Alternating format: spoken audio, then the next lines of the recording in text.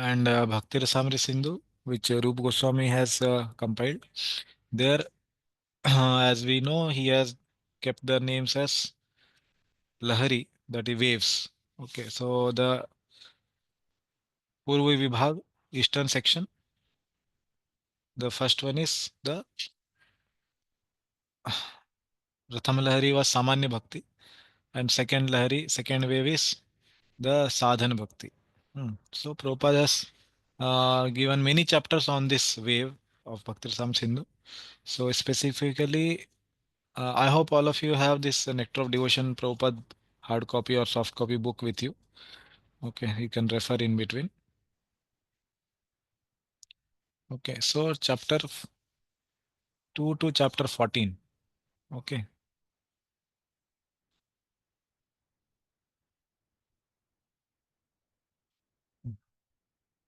NOD chapter 2 to 14 is spanning for the second wave. Okay. So if you want, you can mark that. Okay, so here this slide contains part 1 of it. Okay, and Srila Prabhupada has dedicated the Nectar Devotion to Srila Rupa Goswami because he is the one who compiled the Bhakti Rasamrita Sindhu. And from where did he compile? He compiled from Chaitanya Mahaprabhu's instructions that he got at the Shashwamedh Ghat. We know that the Shashwamedh Ghat, he has got Chaitanya Mahaprabhu's instructions for 10 days. And if we read Chaitanya Charitamrita, we can see all the definitions actually are given already by by Chaitanya Mahaprabhu to Srila Rupa Goswami, and then he combined it. Okay. So this second wave is going to discuss about the sadhana bhakti. So what is the definition of sadhana bhakti? As we know, we have discussed in beginning, this whole book, Nectar of Devotion or Bhakti Rasamrita Sindhu, is about definitions, right? Correct. What are the various definitions of the different aspects of bhakti, which we say, that are given in this book? So this is a very scientific book because it gives the definitions. Because previous to Rupa Goswami, it was very difficult to describe anything definitively. Okay, they would just explain according to their experience. Different great devotees had experiences, but they could not explain in definite terms. But nobody had written, basically. Rupa Goswami is the one who actually penned down or he wrote down very specific definitions for the different terms of bhakti. Like till now, what definitions we have seen?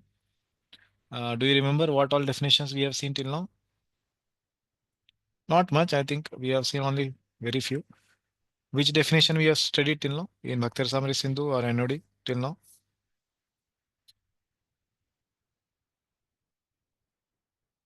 Subhada Bhakti was there, I think, last time.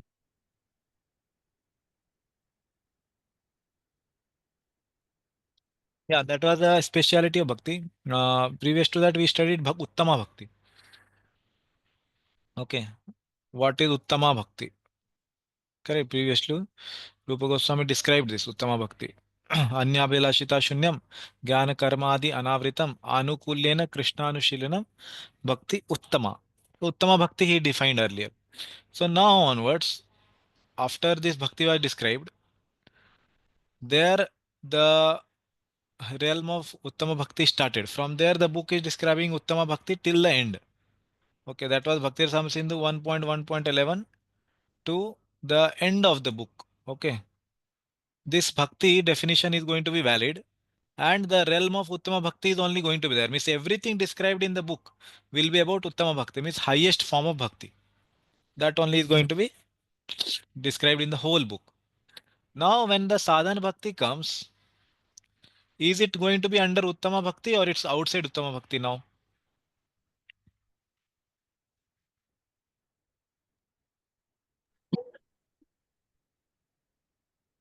Will it be inside Uttama Bhakti or it will be outside? Inside. I guess inside. Yes. Because Rupa Goswami is going to describe in this chapter Tatra Adhikarina, means who are the persons qualified to practice Uttama Bhakti. Okay, then he will start describing that who are the people who are going to practice this Uttama Bhakti. Then he will start describing, okay, there are three types of people. Okay, so then he will describe all the adhikaris. Okay, and now we will see that first verse that he will write, that that bhakti which was described previously has three types. Okay, three categories as Prabhupada says. Okay, but before going to that, I just want to say here, whenever this word bhakti comes, right, now onwards in this book, we have to understand this bhakti refers to which bhakti? Uttama bhakti. So what we have to understand here is sadhana,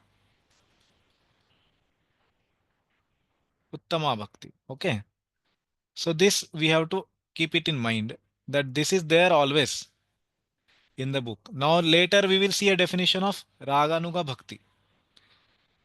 What does that mean? Raganuga Uttama Bhakti.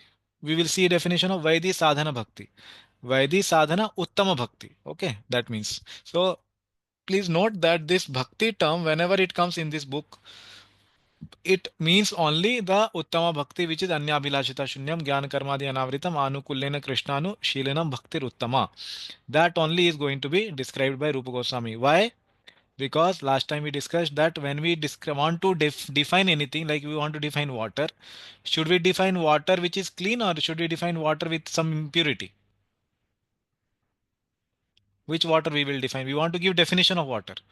We will Pure water. define pure water, correct? We will not define impure water. Similarly, when Rupa Goswami wants to give definition of bhakti, he will give definition of the purest form of bhakti. That is Uttama Bhakti. That's why. Okay.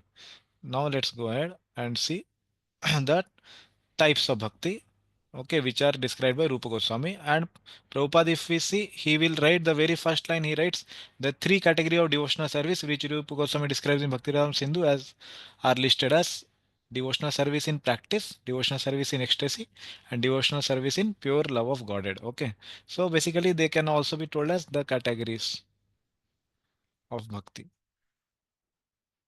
Okay.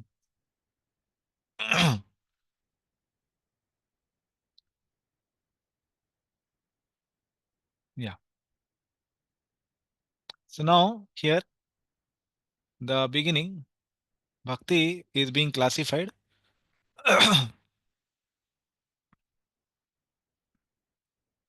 Okay. Kishore Madhaprabhu, would you like to read? Yes, Prabhu. Bhakti actually can be classified into two categories, sadhana and sadhya. Sadhana bhakti has two types, Vaidehi and Raganuga. Sadhya bhakti has eight types, Bhava, Prema, Pranaya, Sneha, Raga, Mana, Anuraga, and Mahabhava. Okay. So this all of us know these all things, bhava, prem, this somewhere we have heard these names, right? But what is being told here, this is told that generally bhakti can be classified in two categories in general. What are they? That is in practice, sadhan. Okay. And when it is perfected. Correct. These are the general. In any general scientific terms also, they are defined in two ways. One, it is in practice, is when it is undergoing, the project is undergoing, and once it is completed. Correct. So one is in practice, and second one is it's perfected or it's completed. So Jiva Goswami says like this. Okay, sadhan bhakti in general has two types only. Okay. uh, okay, so bhakti has this bhakti, here we have to use the phrase uttama, okay, to keep ourselves in the right understanding. Uttama Bhakti can be classified into sadhana and sadhya. And sadhana Bhakti has two types, Vaidi and Raganuga. Okay. So this we will see in this chapter later. This is the biggest chapter actually.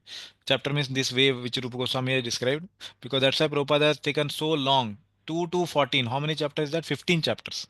Prabhupada has taken 15 chapters just to describe these two. What is Vaidhi Sadhana Bhakti and what is Raganuga Sadhana Bhakti. That too, only Vaidhi Sadhana Bhakti actually is going to be described from 2 to 14 chapter. This is going to be described only in 15 and 16 chapters. Okay. Of NOD. And this perfected, when the bhakti is perfected, this has eight types, which we have learnt. Bhav, prema. Generally, all these future terms are included in prema only, generally. That's why we say bhakti has nine stages, starting from Adhu Shraddha, Sadhu Sangha, Bhajan Kriya, Anat Nivritti, Nishtha, Ruchi, Asakti, Bhava, and Prema. Nine stages. So these Bhava and Prema both are considered to be the perfected forms, and later stages are considered to be included in Prema generally. Okay, that's why we don't say again and again. Yeah, please read. But for the clarity purposes, bhava has to be classified separately as a third type. What is that? Why is that? This is because there are some very important differences between sadhana and bhava and prema. Correct. So now, as Jiva Goswami writes in commentary that okay, let there be two types of bhakti only, sadhana and sadhya. Now, now he says here, but for clarity purposes, bhava has to be classified separately as a third type. Okay, that's why Prabhupada has used a word for this bhava bhakti in his book. If you see Anodi, he has written that devotional service in ecstasy. Okay, okay, devotional service in ecstasy. And for sadhana bhakti, what did he write? For sadhana bhakti, he wrote as devotional service in practice. Okay, and many times we see in Bhagavatam also Prabhupada keeps using this word.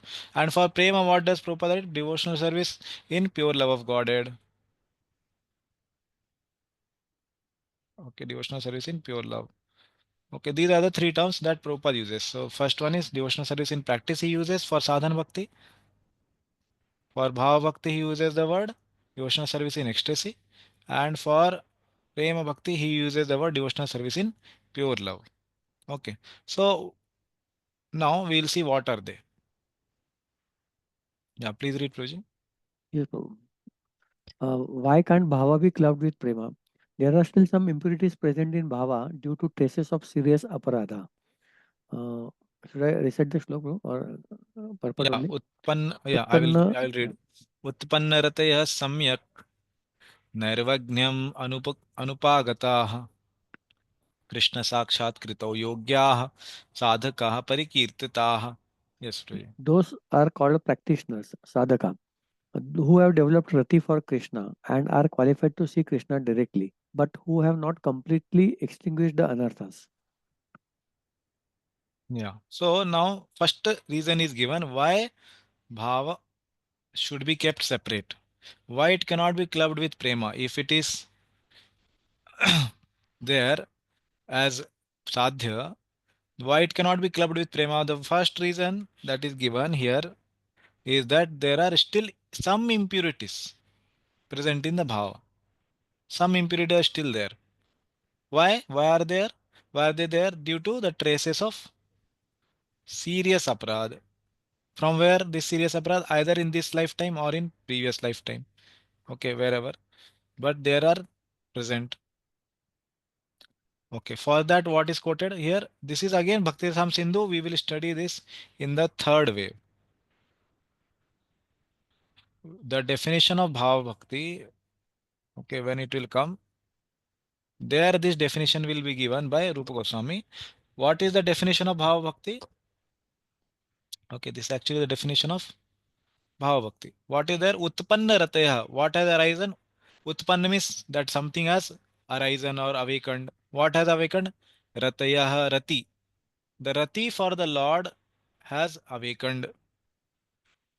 But this is the first thing. Second line itself is saying Nairvignyam Anupagata. But no obstacle is called Nairvignyam Anupagata. No obstacle is absent. That means there is some obstacle, basically. Okay. Obstacle is what? Obstacle in what? Obstacle in seeing Krishna. Like we have the example of Narad Muni. We study in first canto, fifth chapter, right? Sixth chapter also. That Narad Muni was told by Lord that because of impurities in your heart, you cannot constantly see me. Correct. Avipakva kashayanam durudarshoham kuyoginam. Correct. That shloka is there. So there he says that you cannot see me constantly because you have some contaminations in the heart. You will have to wait one more life. Correct. That is told by Lord Vishnu to Narad Muni. So that same thing here. He had reached to the stage of bhava, but all the vigna are not destroyed. All the aparas are not destroyed. That's why he has not attained nirvignyam. Ah, okay. There are some obstacles. Krishna Sakshat Krito Yogya. He can see Sakshat Krishna, But he is qualified to see Yogya, to see Krishna directly, but not constantly. When can one see constantly? In Prema Bhakti, one can see. Okay.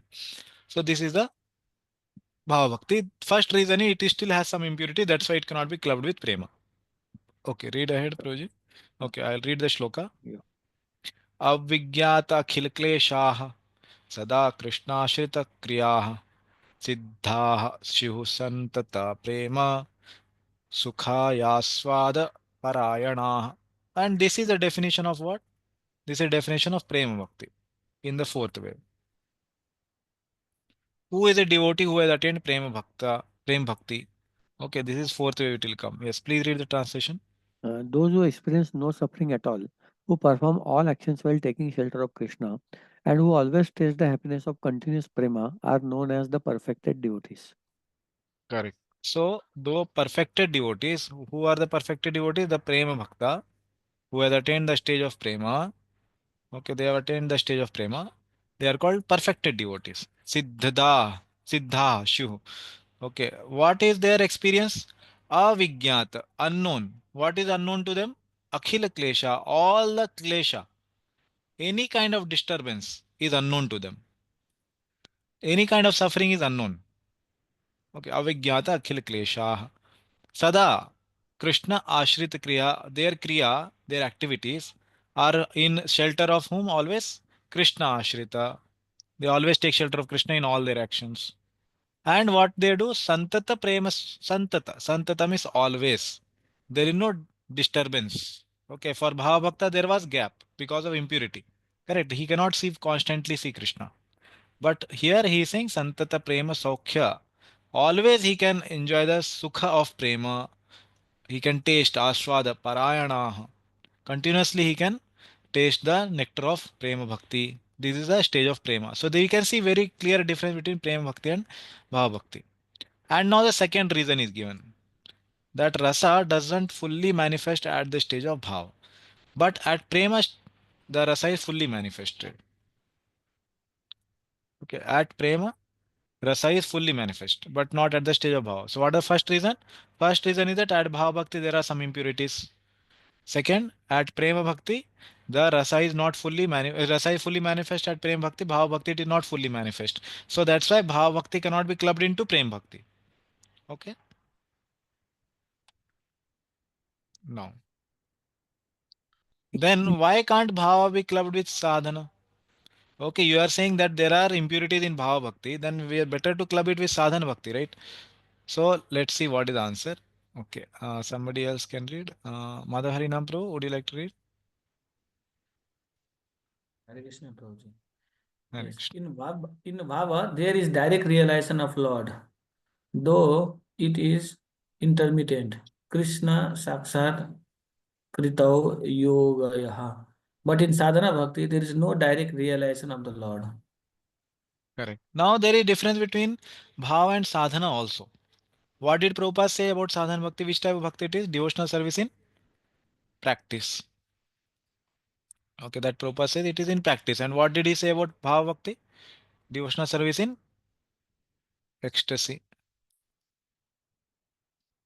So there is clear difference between that. So what is the difference he is saying?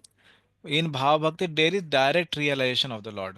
Krishna sakshat krito yogya. He can see the Lord. But in sadhana bhakti there is no direct realization. He cannot see the Lord directly. That is first one. Okay. Yes. And please read ahead. Also, Bhava is the goal of Sadhana Bhakti. Therefore, Bhava cannot be clubbed with Sadhana Bhakti also. Correct. So bhava cannot be clubbed because of the second reason is what? It is the goal of the sadhana bhakti. So goal and the process both cannot be clubbed in same. Okay. Write the last line. Hence, it is more appropriate to have three types of bhakti and not two for the purpose of clarity. So that's why Rupa Goswami has defined three types of bhakti. Okay. What are the three types of bhakti that he defined? That is sadhana bhakti, bhava bhakti, prema bhakti. So sadhana bhakti will be described in the current wave, wave 2. Okay, what is the meaning of sadhana bhakti? Sadhana uttama bhakti. Under uttama bhakti, which are defined in last chapter already. Correct. Uttama bhakti gave definition. Now he is saying bhakti has three types. Which bhakti? Uttama bhakti has three types. Okay. So three types of uttama bhakti. Okay. Because sometimes devotees have this misconception that yeah, uttama bhakti is one thing. But when the classification is given, it is given for mixed bhakti actually. That means sadhana bhakti is mixed type. It is not pure bhakti. I don't know from where that misconception comes, but Rupa Goswami presentation is very clear. Last chapter I have defined Uttama Bhakti. Now it has three types. What are the three types? That I am saying now. Sadhana Bhakti is first one. Bhav Bhakti is second one, which is going to come, and Prema Bhakti is the third type of that. And Prabhupada also says the three category of devotional service are described by Rupa Goswami. These are the three categories. Okay. Yeah. Before we go to definition, anybody has any questions on what we discussed till now?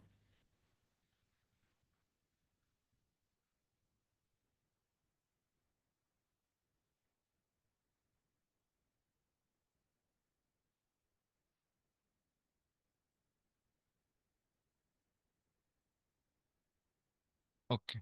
So I will show that direct shloka also, which Rupa Goswami has himself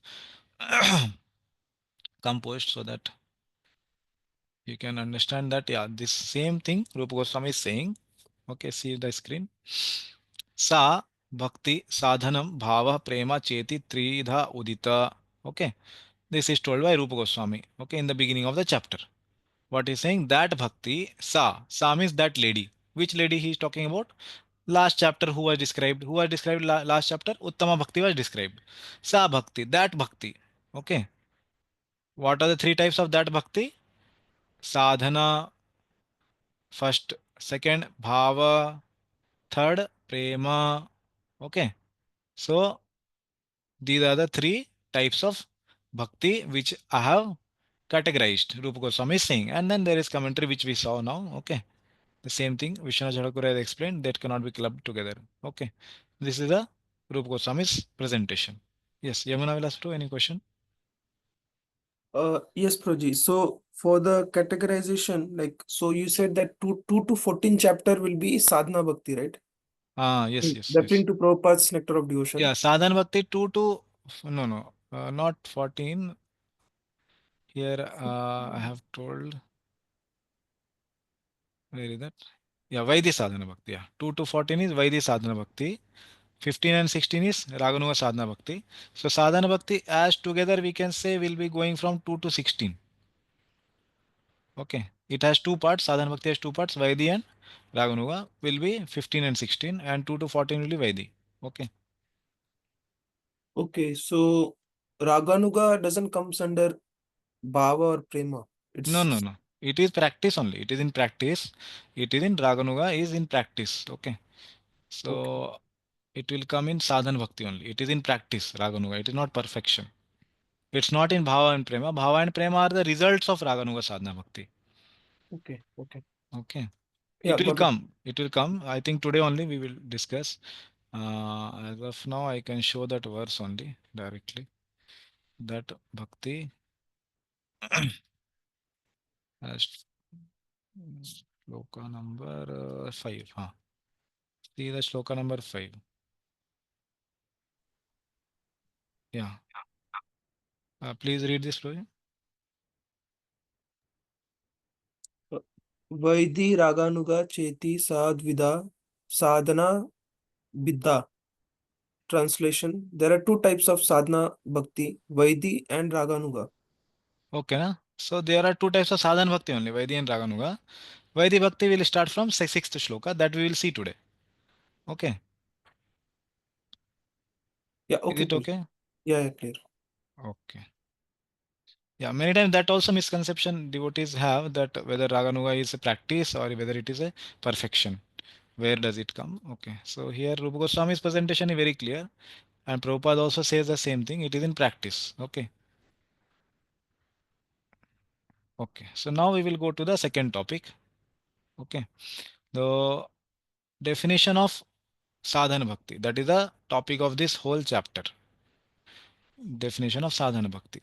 So whenever this word bhakti comes again, what we have to add in front of that is uttama. Okay, sadhana uttama bhakti.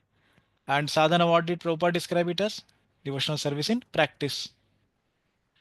Okay, that means devotional service stands for what? Uttama bhakti. Okay, Uttama Bhakti in practice. That is the meaning of this phrase. Devotional service in practice. Or the meaning of the word sadhana Uttama Bhakti is what? Uttama Bhakti in practice. The word sadhana refers to what? The word practice. Okay. The terms are clear. What we are going to study in this chapter. Any doubt in the three terms? Sadhana, Uttama, Bhakti. All three terms are clear. Okay. Uttama Bhakti, Anyabhilashita Shunyam, Gyan Karma Dhenavritam. That is clear. What is sadhana? Sadhana is called practice. Okay, that we are going to practice. That is called sadhana uttama bhakti. And then it will perfect into bhava and prema. That is the next chapters. Okay. So now we are going to study how to practice this sadhana bhakti. And this is the biggest wave. Why? Because this is most relevant for all of us. Because mostly all the devotees here are studying these books may not be at the stage of bhava and prema. So for us, most relevant is this. Prabhupada understanding that has given most part of the chapters in this way only. Sadhana bhakti, how to practice it. Okay. So now we will see the definition of sadhana uttama bhakti. Okay. What is the definition given by Rupa Goswami? कृति साध्या भवेत् साध्या भाव साधना अभिधा नित्य सिद्धस्य भावस्य प्राकट्यम हृदि साध्यता. Okay. Yes, Prabhuji, please read the translation. Madhavarinam Prabhu. Translation. Action of senses, kriti sadhya, which produces the stage of bhava, sadhya bhava bhavet, is called sadhana bhakti. Sa sadhana vidaha. This attained state of bhava bhakti, sadhayata, is an eternal sthai bhav which is not created, nitya siddhasya bhavasya, but simply manifest within the soul by the spiritual energy of the Lord. Riddhi prakatyam. Yes, thank you, Prabhuji. So this is a definition of sadhana bhakti. Many times we again think whether I am doing the sadhana properly or not. Yeah, is there some mistake in doing my sadhana? So we can go back to this definition and see, are we doing our sadhana bhakti properly or not? This is a definition. Okay, basically the first two lines. This is a definition of the sadhana bhakti. What is definition he is saying? Very simple. Rupa Goswami has kept very simple. What I will read in English, action of the senses which produces the stage of bhava is called sadhana bhakti. That's it. That action of the senses intended to produce next stage, next step. What is that? Bhava.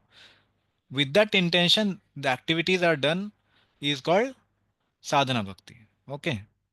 So it can be any of the limb of the bhakti. It can be hearing, reading, chanting, any of the limb. Okay, Shravanam, Kirtanam, Vishnu, Smaranam, Padasevanam, Archanam, Vandanam, Dasyam, Sakhyam, Atmanivedanam, and many more limbs are described in this book. 64 limbs will be described.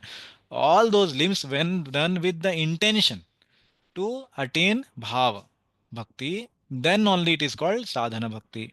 Then only can be said that we are doing sadhana. Okay.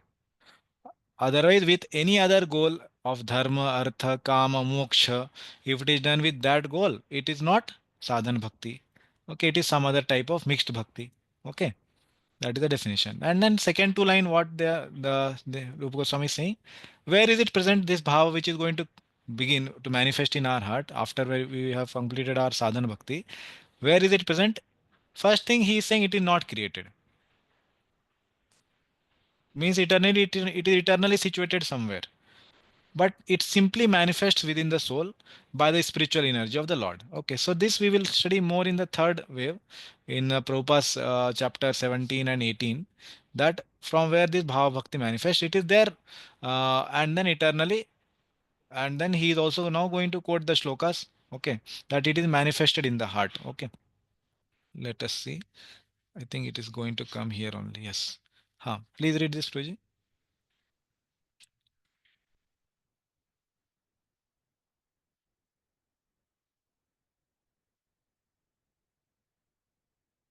Okay. So, somebody else can read. Can I read Yes. through? Yes. Yes. Please read. Definition of sadhana bhakti. If bhava is created by sadhana bhakti, then how can it be spiritual? Bhava is not created, it is eternally present within the heart of the jiva. Nitya siddhya bhavasya. Practice of sadhana bhakti only helps to manifest the bhava within the heart. Hridi prakatyam. Yes. Yeah. So now question is, okay, it was said in the definition that it is not created, it is eternally present within the heart of Jiva. So how is it manifest? Practice of sadhana bhakti that helps to manifest the bhava within the heart. So Prabhupada will give very nice example to understand this, like the walking of the child. So the ability to walk is there already in the child. Okay, so he is given some method to start walking, like he may be taught to catch the wall or take hold of the wall and then learn how to walk. So the ability to walk without touching the wall is already there in the child. Okay, that bhava, that means that is represented by bhava, the ability to walk without catching the wall. Okay, free handed walk is called bhava bhakti. That is already there in every soul. But there is a process by which it can be brought out. Okay, that process of catching the wall is called sadhana bhakti. Prabhupada will give very nice example. So we can understand that if the child just throws the hands and legs while sleeping on the ground in some way, he is not going to awaken the ability to walk. There is a particular process by which he can awaken the ability to walk free handed. Not by doing just any activity he can walk. No. Specific activities under the guidance of the acharyas is given, which is called sadhana bhakti, that we have to do with the intention of getting the bhava. Then it is called sadhana bhakti, and then only we can manifest that. Okay, this principle has to be very very clear. Two things I told: one is specific activity, that is called the process of sadhana, shravanam kirtanam vishnu, and second, it has to be with the intention of getting the bhava bhakti. Then bhava bhakti will manifest, and this process only is called sadhana bhakti. Is it clear? Any question on this? Yes, Arun Pru, yeah. Guruji, in the definition, as we are reading, that Yeah. any action which produces the stage of bhava. So, although you must have explained, but I want to understand that, like, what the stage of bhava, like in bhakti, represents exactly. What does it represent? Yeah. Because, Yeah. yeah, because we are doing something or we are doing some endeavor, any kind of endeavor, and it is producing it. It is presenting or it is producing the stage of bhava. How will we know? Yeah. Yeah. Good question. So generally, we ourselves uh, may not actually want to analyze their I have reached the bhava stage. Generally, devotees won't do like that, generally for themselves. But we do bhakti with the intention of attaining bhav, that is surely, and it's going to come surely. But how do we know in other persons if we want to take guidance from, or we want to understand that what great devotee they are? Then there are mentions of 9 symptoms of the person who are there at the stage of bhav bhakti. Okay, this last time also I have shown that the person who is at the stage of Bhava Bhakti, he will have 9 symptoms. Okay, and Prabhupada writes in the Nectar of Devotion book only in the chapter 17. It's going to It come. will I be will. perspiring, like hair standing on end, all that. They are the manifestation of ecstasy, which is coming, which will come sometimes in the person. That is also there, but more reliable symptoms which is there for the person, we can see that okay, he is at the stage of bhava, because that perspiration and choking of voice can happen for a sadhaka also. Okay, because of the presence of some very spiritually potent person, it can happen. Okay, it will be later described that is two types of rati abhas: chhaya rati abhas and pratibimb rati abhas. That is possible for a sadhaka also to attain, but more reliable symptom for a person to understand that he is at the stage of bhava bhakti is given by Prabhupada and Rupa Goswami. Obviously he gives. I will show here, you can see what are the 9 symptoms that Prabhupada actually he says. Okay, so see here, I'm sharing the screen. Okay. See, character of one in ecstatic love. So whenever Prabhupada uses this word ecstatic love, we have to understand it is used for the word bhava bhakti. Okay. And what are the characteristics? Please read this from here. First, utilization of time. Ah, Second, perseverance. Third, detachment. Fourth, pridelessness. Fifth, great hope. Sixth, eagerness for achieving the desired success. Seventh, attachment to chanting the holy names of the Lord. Eighth, eagerness to describe the Lord's transcendental qualities. And last, attachment for living in a place where Krishna has his pastimes. yeah. So these are the 9 visible symptoms of a person who is at a stage of bhava bhakti, which we can see at all time in that personality. But choking of voice, tears coming out, sometimes may not come out, and there can be imitating persons also who can bring out that. And even we have seen with material emotions also sometimes it happens. Means when we were not devotee, then we used to watch movies in some theater.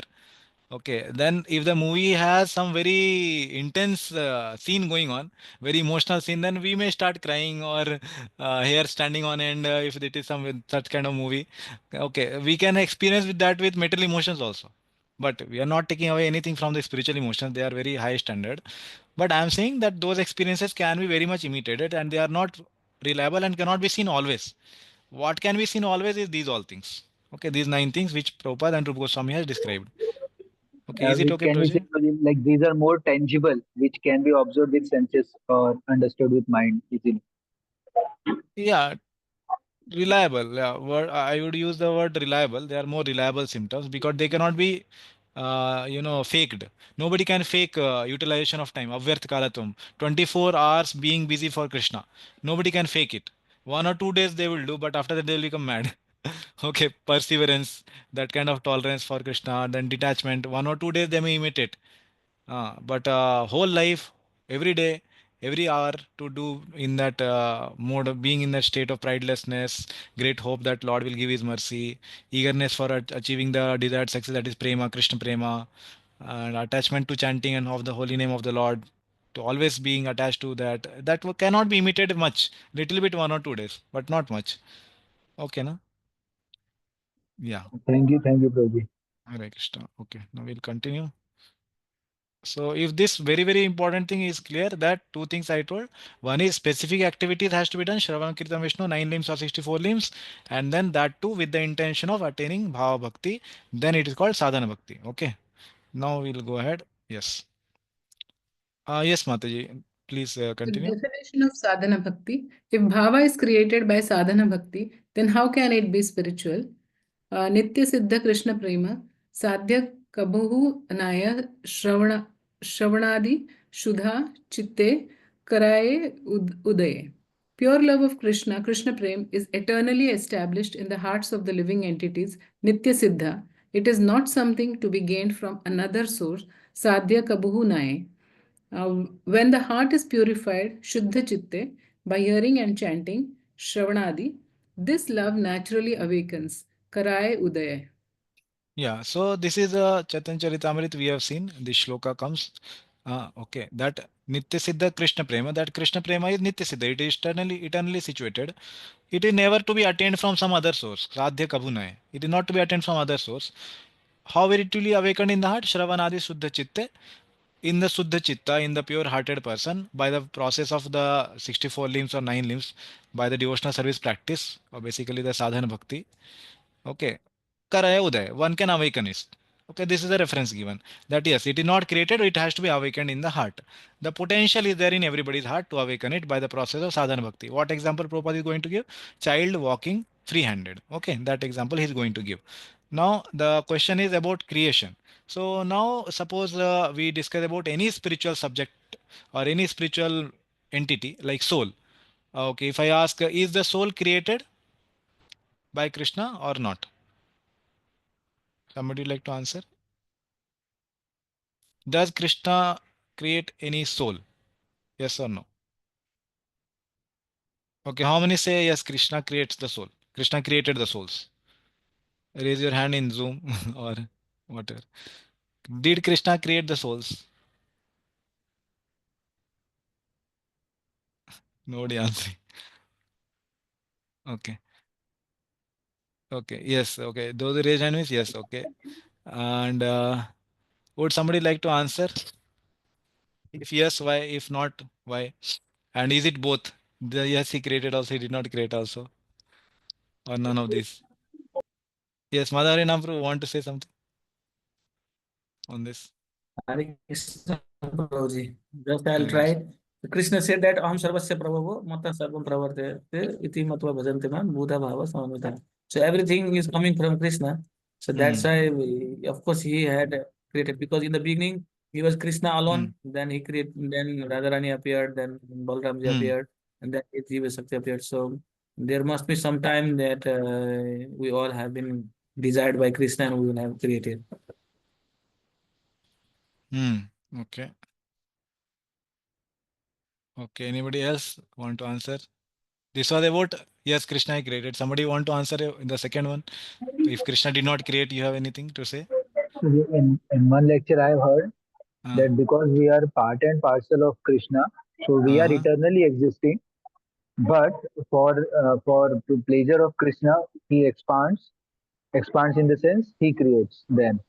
And like the living entity, as we understand that when they like have some disagreement or enjoying tendency separate from Krishna, then we come into material world.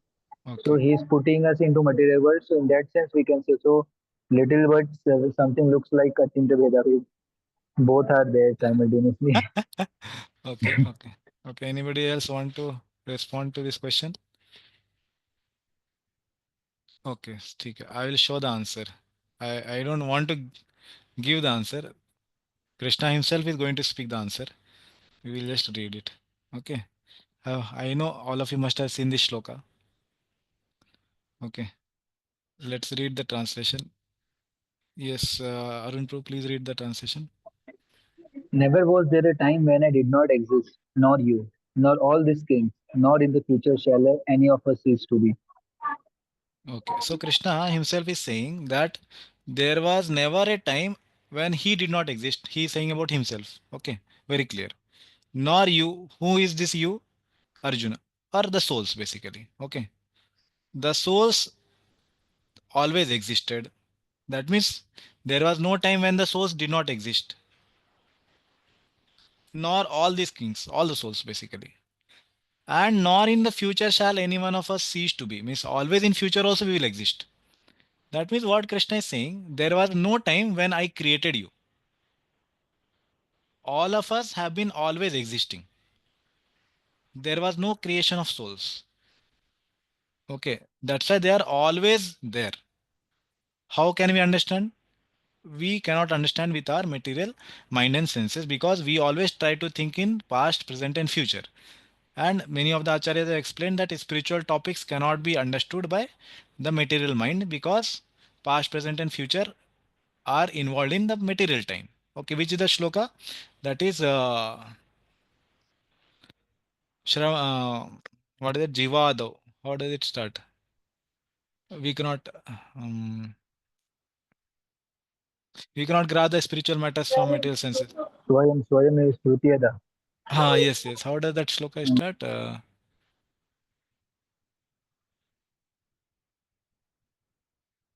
Okay, that also it was search.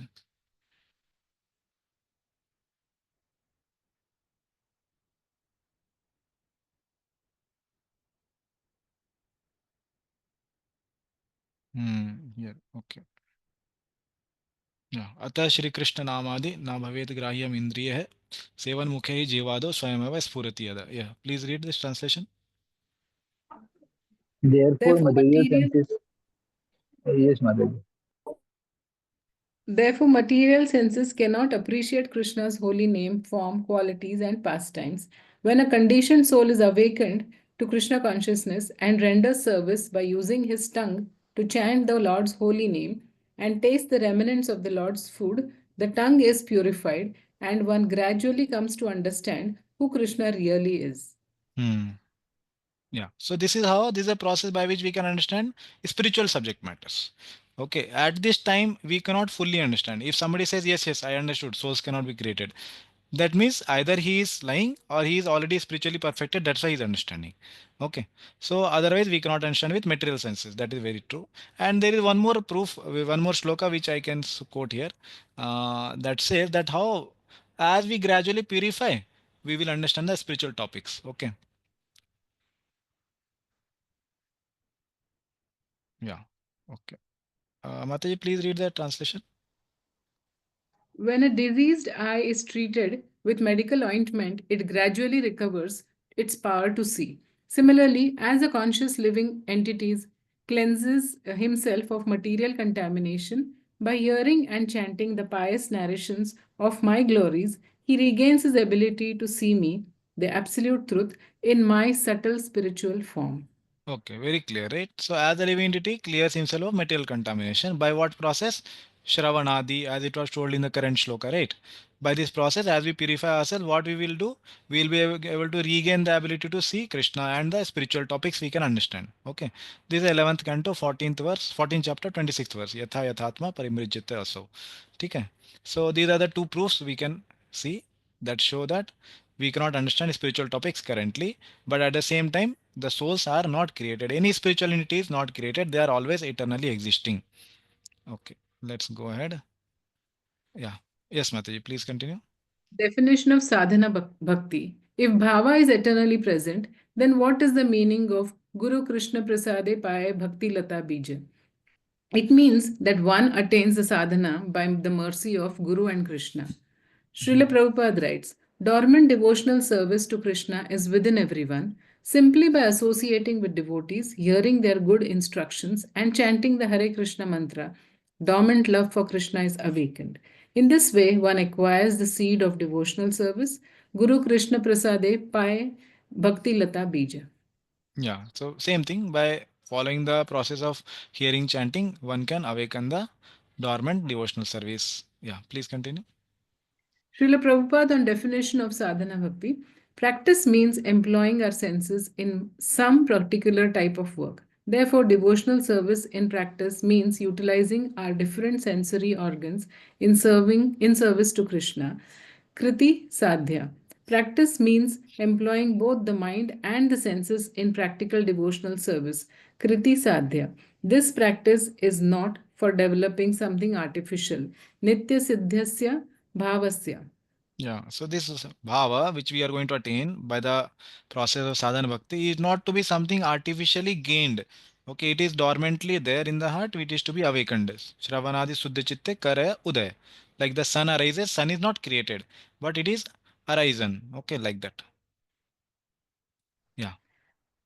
For example, a child learns or practices to walk. This walking is not unnatural. The walking capacity is there originally in the child, and simply by a little practice, he walks very nicely. Similarly, devotional service to the Supreme Lord is a natural instinct of every living entity. Nitya siddhasya bhavasya hriday prakatyam. Even uncivilized men like the aborigines offer their respectful obeisance to something wonderful exhibited by nature's law. And they appreciate that behind some wonderful exhibition or action, there is something supreme. Nitya siddhasya bhavasya. Yeah, so Prabhupada is giving another example that how uncivilized men also they have the inner tendency to appreciate something behind the wonderful exhibition. Who is that something they are appreciating? That is the Lord Himself or God. Okay, they are trying to appreciate. They may not know, but they are appreciating something which is supreme. Okay, that means Prabhupada is giving this that okay, even uncivilized men have this tendency of understanding that there is somebody supreme. And this another example of walking we have already discussed. Yeah. So, this consciousness, though lying dormant in those who are materially contaminated, is found in every living entity. And when purified, this is called Krishna consciousness. There are certain prescribed methods for employing our senses and mind in such a way that our dormant consciousness for loving Krishna will be invoked, as much as the child with a little practice can begin to walk. When we wish to develop our innate capacity for devotional service, there are certain processes which, by our accepting and executing them, will cause that dormant capacity to be invoked. Such practice is called sadhana bhakti. Yeah. So see, Prabhupada has very nicely told those 2 points which I had summarized. So first here he is saying that here, 1 minute, yeah. So this consciousness, though lying dormant in those who are materially contaminated. Okay, so we are currently in the materially contaminated state. We are practicing to perfect. Correct. Perfection has not yet come. Contamination is still there. It's there in every living entity. Okay. Certain prescribed methods. What is this certain prescribed methods? This is sadhana bhakti. Like Prabhupada prescribes, get up early in the morning, do morning program, okay, chant 16 rounds, follow the four regulative principles, do's and don'ts, basically. Okay. So it has two parts. Do's and don'ts. Yama and niyama. Okay, that Prabhupada has given for employing our senses and mind in such a way that our dormant Krishna consciousness, what is this dormant Krishna consciousness? Is Bhava Bhakti. Okay. Bhava Bhakti is potentially there inside us, but it is not yet awakened. It will come out as we do sadhana bhakti. Okay. For loving Krishna. See, loving Krishna means it is higher stage, will be invoked. As much as the child with a little practice can begin to walk. So practice is sadhana bhakti and begin to walk is Bhava Bhakti. Okay. So again, same thing, the certain processes has to be done. We cannot do any activity with any intention and think that it is called sadhana bhakti. Okay. Particular activity with the intention of attaining sadhana, bhava is called the bhava, the process of sadhana bhakti. Okay. And one more example he gives, that is therapeutic medicines. Okay. So, yeah, just like a person who has lost his memory. Okay. And he is given certain pills. So the pills are not going to generate the memory. That memory is dormant in the person.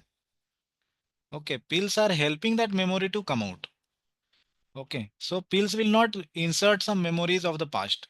So that's how sadhana bhakti is like taking the proper prescribed pills. If it takes any item, the memory is not going to come back. But the pills are not going to create the memory. That also has to be understood. That memory was already there inside the person. That was brought out again by the pills, which is sadhana bhakti. Okay, I hope that example is also clear. Okay, yes, please read, Mataji. That is called Krishna consciousness. It is the duty of Acharya, the spiritual master, to find the ways and means for his disciple to fix his mind on Krishna. That is the beginning of sadhana bhakti. Sri Chaitanya Mahaprabhu has given us an authorized program for this purpose, centered around the chanting of the Hare Krishna Mahamantra. Yeah, so that's it. Srila Prabhupada has given us 16 rounds, 480 principles, and morning program. Okay, so we have to follow that. Yeah, continue. This chanting has so much power that it immediately attaches one to Krishna. That is the beginning of sadhana bhakti. Somehow or other, one has to fix his mind on Krishna. The great Mm. saint Ambarish Maharaj, although a responsible king, fixed his mind on Krishna, and similarly, anyone who tries to fix his mind in this way will very rapidly make progress in successfully reviving his original Krishna consciousness. Yeah, so Prabhupada gives one example that even how great kings like Ambrish Maharaj have done this Savaya Manaha Krishna Padaravindayo Vacham Sivaikuntha Gunanu Varnane. So how he engaged all the limbs of his body in serving the Lord. That is very famous shlokas. Okay, so similarly we can begin to engage our senses in the service of the Lord. And Prabhupada says the most important way or the most powerful way is the chanting of the holy names. So at least when we are trying to chant our regular rounds every day, 16 rounds, we should try to fix our mind as much as possible on the holy name. Okay. So fixing our mind on Krishna. Okay. So that is our 2 hours. We have exclusive time to spend with Krishna. Correct. So we should, anyhow, we have to chant every day. Why not do it with more sincerity and with the proper mindset? Okay. And previously also he quoted that Chaitanya Mahaprabhu has given this Hare Krishna Maha Mantra. So that is very, very important method which is there in our ISKCON. We should take it very seriously. Okay. The first priority should be the chanting of the holy names among all the process of devotional service. That I am not saying. Among the Navavidha Bhakti, it is said that Bhajanera Madhya Sreshta Navavidha Bhakti, Krishna Nam, Krishna Prem, Krishna Dite, Dhare Mahashakti. हम्म, तार मध्य सर्वश्रेष्ठ नाम संकीर्तन निरपराध नाम नैले पावे कृष्ण प्रेम धन. Okay, that is said among all the 9 limbs of bhakti, tar madhye sarvashrestha naam sankirtan, the holy names chanting is the most important. Okay, niraprada, when one chants without offenses, one can easily attain Krishna prem. Okay, any questions till now what we discussed about the arousal or the bringing back the dormant Krishna consciousness, this topic.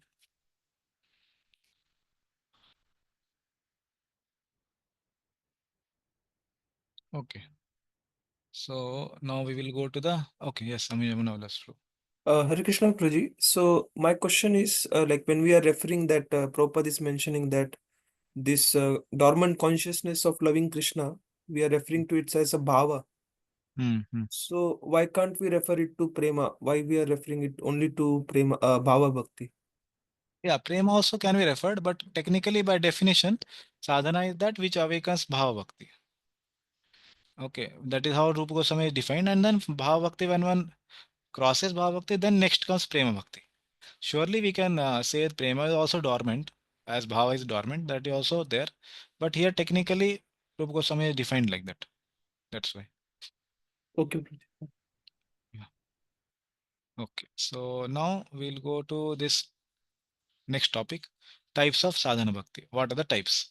So this we already saw, we read earlier, Vaidi Raganuga Cheti, Sa, Dvidha, Sadhana, Abhida. Abhida means it is called or it is said. Okay, sadhana is said to be of two types. Sa, that lady, that feminine quality, that sadhana bhakti is of two types, Dvidha, two types. Which are the two? First is Vaidi, second is Raga Anuga. Okay, so we will see later what is the meaning of this. That means following after somebody. Somebody, a person has this raga.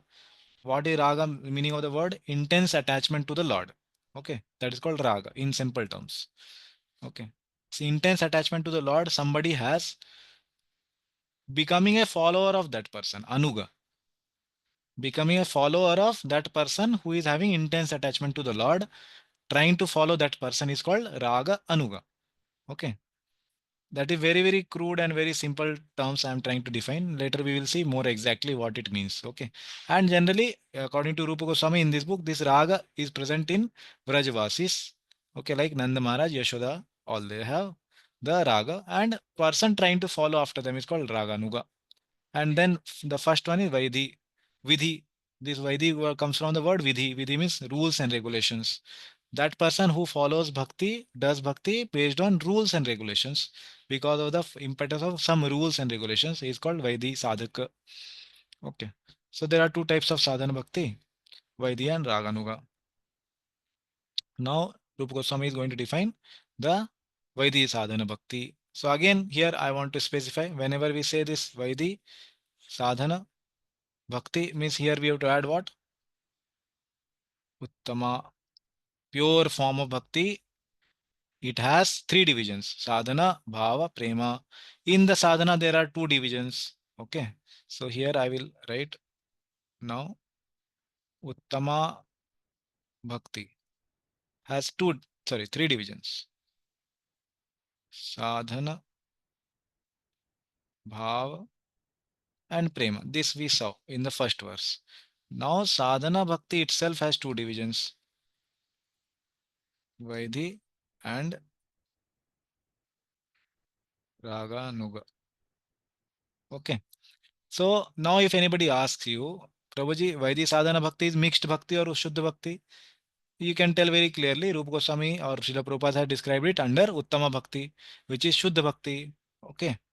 So it is coming under Uttama Bhakti. That means practicing with rules and regulation is coming under Uttama Bhakti. And where is Raganuga Bhakti, Prabhuji? Is it ecstasy? No, no, no. It is not ecstasy. It is also in practice. Okay. It is in practice only. Devotional service in practice. How did Prabhupada describe devotional service in practice? So Raganuga also is practice, but a certain kind of practice we will see when it comes. Okay, but these are all under Uttama Bhakti realm only, Shuddha Bhakti. Nothing is mixed here. Okay, they are all pure Bhakti, but there are different levels, Sadhana, Bhava and Prema. Okay, hope it is clear. Now we will go to the definition of Vaidhi Sadhana Bhakti. यत्र रागा अनवाप्तत्वात् प्रवृत्तिर उपजायते सा शनेनैव शास्त्रस्य सा वैधि भक्तिर उच्यते. Okay, somebody else can read. Yamuna Vilaslu, would you like to read? Yes, Prabhuji. Where the actions of bhakti arise, yatra pravrittir upajayate, not from the attainment of raga, raga anavaptatvat, but by the teachings of scriptures, Shastrasya Sashanena Eva, it is called Vaidi Bhakti. Sa Vaidi Bhakti Ruchate. Yeah. So now Rupa Goswami defining. Okay. Sa Vaidi Bhakti Uchite. So again, feminine personality. Vaidi Bhakti. Bhakti is feminine. So Vaidi Bhakti is being defined here. Uchyate. She is called who? That definition is given in first three lines. Who? Yatra, where we anavaptatvat. Anavaptatvam we don't see, we don't observe. What we don't observe? Rag. Rag is not observed. Okay, what is the definition of rag? Rupa Goswami will give later. Okay, ishte swarasiki param avishtata. Okay, that phrase he is going to use. Ishte means that one who is our beloved, that is Lord. Param avishtata means complete consummation of the mind in that personality. Swarasiki, spontaneously being absorbed in our love beloved, that is Krishna. It is called raga. Okay, in simple terms I told intense attachment. Okay, we can remember that phrase. The intense absorption, intense attachment to that person is called raga. Okay, that is only present in Vrajavasis. Okay, anavaptatvat, it's not observed, it is not seen. When this is not seen, what is not seen? This intense attachment is not seen. But we see that there is pravritti, means there is action of the senses. Okay, there is action of bhakti. Like he is doing Shravanam Kirtanam, all these things he is doing. Why is he doing? Reason is given here. What is reason he is doing? Sashaneneva Shastrasya. Because of the Sashan or the ruling of what? Shastra. Because Shastra is saying he is doing it. Then that this kind of bhakti is called Vaidhi Bhakti. Like Shastra are saying that if you do Bhakti, you can attain Krishna Prema, or you can attain Bhava Bhakti, or you will be free from all the miseries. You will get good qualities, like what all things we saw, right? Previously, you will attain the stage where you will see moksha is very insignificant.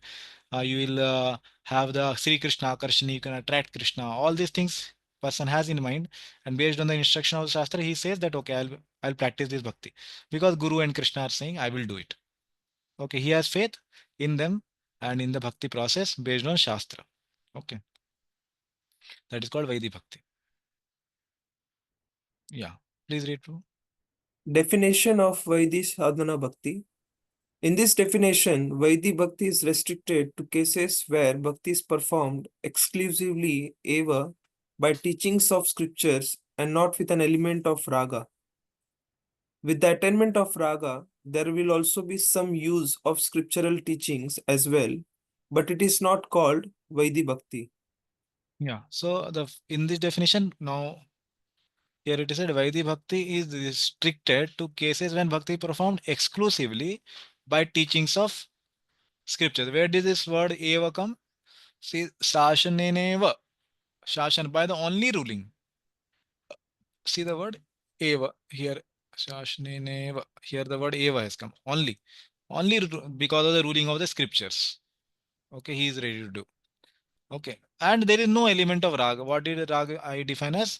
Krishna ishte swarasiki paramavishtata bhavet. That is the intense absorption in the Lord is not there.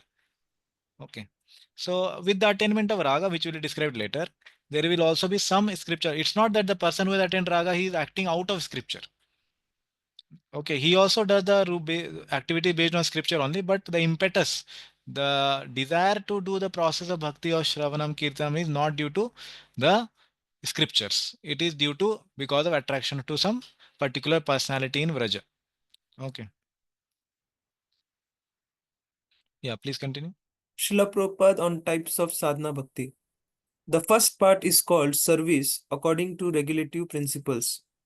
One has to follow these different regulative principles by the order of the spiritual master or on the strength of authoritative scriptures, and there can be no question of refusal. That is called Vaidi or regulated.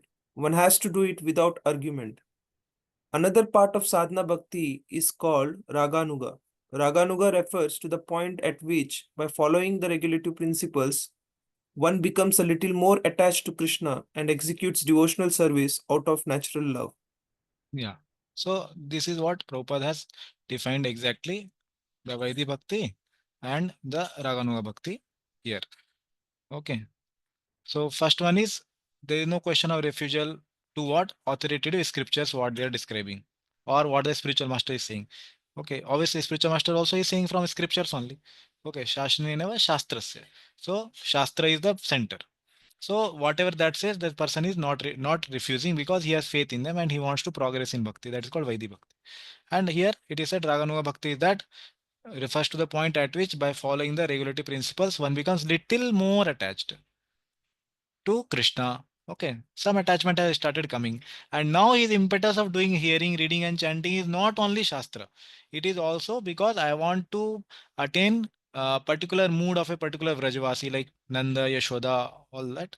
Okay, he wants to attain particular mood and he wants to do the bhakti for attaining that state. That's why he is doing. Yeah, please continue.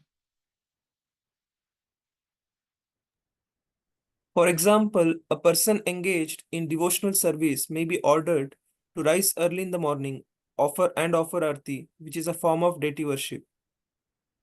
In the beginning, by the order of a spiritual master, one rises early in the morning and offers arti, but then he develops real attachment. When he gets this attachment, he automatically tries to decorate the deity and prepare different kinds of dresses and thinks of different plans to execute his devotional service nicely. Yeah. So the first part, person engaged in devotional service may be ordered to rise early in the morning and offer arti, which is a form of deity worship. So this person who is being ordered is Vaidhi Sadhaka. Okay. So ordered by spiritual master or their representative based on Shastra. And now this is like in the beginning. By the order of the spiritual master, one rises early in the morning and offers arti. But then he develops real attachment. So what is this real attachment? This is the word raga. Okay. Which will come later. As one practices Vaidhi sadhana bhakti, he'll get. When he gets this attachment, he automatically rises to decorate the deity and prepare different kinds of dresses. So this automatically word should not be taken to be the stage of bhava. Okay. Generally devotees understand it in that way, but it is not the spontaneous. It's not spontaneous. Okay, please don't replace it with the word spontaneous. Okay, so it's not spontaneously he's doing, but he is doing automatically in the sense that, or we can say it is spontaneous also in the sense that he's following a person who is spontaneous. He is Raga Anuga. He is follower of that person. So in that sense, he is also spontaneous in one sense. And Prabhupada will also use the word spontaneous few places in this chapter itself to describe Raga Anuga. That does not mean he is fully spontaneous. No, he is following a spontaneous person like Nanda and Yashoda. Okay. Okay. So before I go to that, I will clarify and you will yourself read. Prabhupada sometimes is speaking about this spontaneous thing in NOD in this chapter only. So before you get that doubt, I can just show you that section and so that you can clear. Okay, see this chapter is spontaneous devotional service, Raganuga Bhakti. Okay, in this chapter itself, Prabhupada will explain what is this Raganuga Bhakti. Okay,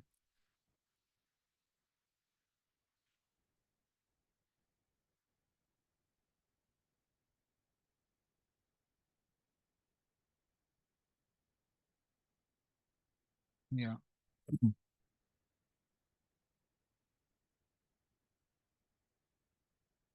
Chapter 15. Okay, so here,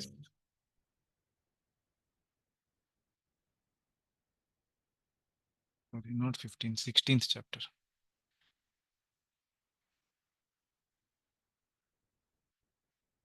Yeah, please read from here, this part. 16th chapter.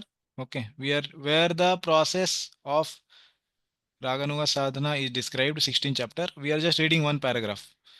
Okay. Yeah. Please read.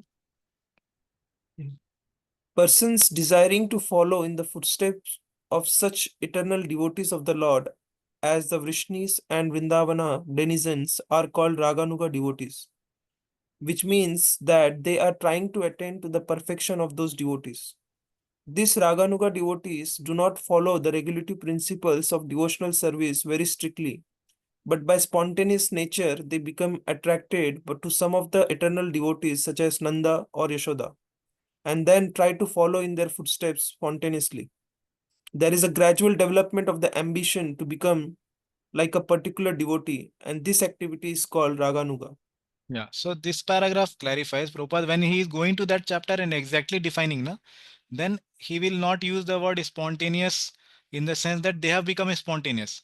But by spontaneous nature, they become attracted to some of the eternal devotees. Okay. They have not become spontaneous, but there is some nature in them by which they are. Okay. If devotees are feeling sleepy, they can drink some water and freshen up. Okay. So there is a spontaneous nature by which they are becoming attracted to some of the eternal devotees. And what they are doing, they try to follow in their footsteps spontaneously. So they have not reached to the Bhava Bhakti. Please don't misunderstand in that way. Okay, when Prabhupada is saying automatically, he is not meaning that they have become spontaneous. No, they are trying to follow in the footsteps of spontaneous devotees. And there is a gradual development of the ambition, like a particular devotee, and this is called Raganuga. Okay. Okay. So they also, here it's mentioned, right? They are trying to attain to the perfection to those devotees. That means they are not yet perfect.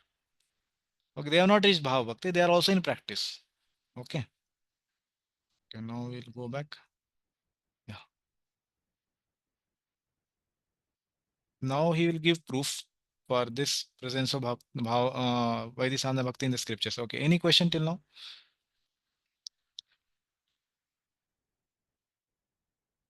Yeah, Madhavrina Prabhu. Prabhuji, in Raganuga Bhakti, there will there be spiritual master, or the spiritual master will be that devotee who is to whom he Yeah. is following? Yeah. Yeah. There is spiritual master because this person also follows the scriptures only and spiritual master only. The only thing is difference is the impetus. The impetus of Vaidhi Sadhaka is that he does because scriptures are saying. And what did Prabhupada say there? I will show that again. He is saying that these people are following because they are attracted to some personality in Vrindavan. Like here you see.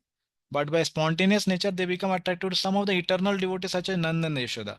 And they try to follow in their footsteps spontaneously. So their main motive is not to follow because scriptures are saying, not to do hearing, reading, chanting because scriptures are saying. The motive is different. Process is same. They will also take shelter of Guru. They will also do chanting. They will do also reading, hearing. Same thing they will do. But their uh, motive to do that is different. Is it clear, Prajay? Okay, when Prabhupada says they do not follow regulative principles, that doesn't mean they are breaking regulative principles. Please don't misunderstand it that way. Later, Prabhupada will explain what it means is that they are not having the impetus of scriptures. Okay, they are not having the impetus of following the regulative principles. That is not motivating them. What motivates them is the attraction to these eternal associates of Raja. Okay, is it clear, Prajay? Okay, I will show just 1 minute. I will show one more part. Here only Prabhupada is writing. Uh, okay, here you see. Hmm. Yes, to this. Okay.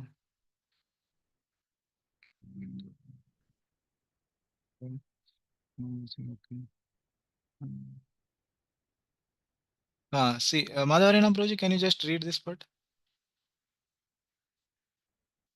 Yeah, read this part. A devotee who is actually advanced in Krishna consciousness, uh, who is constantly engaged in devotional service, should not manifest himself, even though he has attained perfection. The idea is that he should always continue to act as a neophyte devotee as long as his material body is there. Activities in devotional service under regulative principles must be followed even by the pure devotee. So that's what Prabhuji. So the regulative principles are followed by this whole chapter is about Raganuga Sadhaka only. Prabhupada is writing in this same chapter about this person. Even though he might have been some advanced person, but he should still follow regulative principles. Okay. And he will obviously take shelter of a guru. Okay. Yes. Anybody else had question? Premalatika Mataji. Yeah. Hare Krishna, Prabhuji. Thank you for the wonderful explanation. But Prabhuji, I have a question. Yeah. See, uh, Bhakti, if we will think too much about whether I'm Raga, Nuga, Vedi Bhakti, this, that. So it's my question. I'm not giving contradictory statement, but it's my question. Rather than thinking too much about at what place I am in, Mm. why, if we keep it simple, like following four regulative principles, whatever is being instructed to us, and just simply doing services, absorbing Mm. ourselves in the service mood, and following four regulative principles, reading Bhagavatam, hearing Bhagavatam, Krishna will one day mercifully award what stage we are desiring for. So rather than hankering for it and knowing much more than it, isn't it good that we just go on absorbing ourselves in following rites for relative principle, japa, our daily morning program and service? Good Prabhuji. By Uh, keeping it simple, I think when we will keep it simple, Krishna will mercifully award what he want we are fitting in at that stage. okay. Yes, Mataji, so I have a question that if you want to keep it simple, there is no problem in that. But what is the reason you want to keep it simple? Is it because, okay, you can tell why you want to keep it simple? See, Prabhu, I just want to keep it simple because when we think too much about this, that there is too much clouding. I mean, we start self-analyzing ourselves. Oh, I have done this, I have done that. And that original, our intention is somewhere it's been uh, dragged off. I mean, we are here only to serve. I have to serve. Anyway, I have to serve. So I want to keep it simple for myself to not to get motivated from my only aim that I want to serve. I want to Mm. follow or whatever morning program is given, study the scriptures and just doing service. It's Krishna's problem. If he wants to award me some higher stage, he will. If he doesn't wish, then he will not. That's why I want to keep it Yeah, yeah. simple. Okay. So it's surely there. When he wants to award, he will award only. But the discussion till now we did was not that what we want to attain. That is already defined Bhava Bhakti we want to attain. And all of us are sadhaka also, that is true. The discussion is about, okay, one simple thing I will ask. Okay, now you are a doctor. Okay. Now, suppose a child is there, maybe your child or anybody, he asks guidance from you. Okay, what options do I have to become in future? Okay. So Hmm. there are two ways we can guide him. We can say you don't think about all these things, what you want to become in future. You can Hmm. just study the textbook, what is given to you now, and just pass this exam. Okay, he Okay. will do that. Okay, no problem. Next year he comes to you after he passed that standard. He comes again. He asks, "Now, can you tell me?" No, no, no. Now you just study what is given to you. You do this service or this book you read and pass. Like this, he is going on asking. Then his impetus to do reading itself will somewhere go down in time because he is Hmm. not having that goal only clear in mind that okay, I see some doctors, some engineers, and some people in the world, but I don't know only that whether this process is going to bring me there. Am I doing the Hmm. right thing? He will start getting questions. Okay, obviously in our process it will not happen because all of us basic understanding we have. We will do 16 rounds chanting and something we will get. But my not my Rupa Goswami's presentation and Prabhupada what they want to give is that there also has to be a somewhat understanding, not a clear understanding. I will say again, somewhat understanding that what we want to attain. So that's why Hmm. definition of the sadhana bhakti itself is the intention should be to attain bhava. Hmm. That is given definition only. That you and me have not written. They have Rupa Goswami only written. So similarly, when it is described here, that in that practice also there can be two kinds, Vaidhi and Raghunaga, no problem. So that's why I'm saying, Mataji, that if there is somebody interested and wants to do the studying process or sadhana itself very nicely, very absorbingly, he has to have some idea of the what I'm going to attain. That's a natural human tendency, that what is the goal for which I'm doing this path. Everybody cannot accept the way you may accept it, like being very simple. Obviously, in one sense, everything is simple for everyone, because a person who is wanting to analyze something until unless he analyzes, he will not understand it to be simple. For him, and doing analysis itself is making it simple. So everybody individual, we should respect that.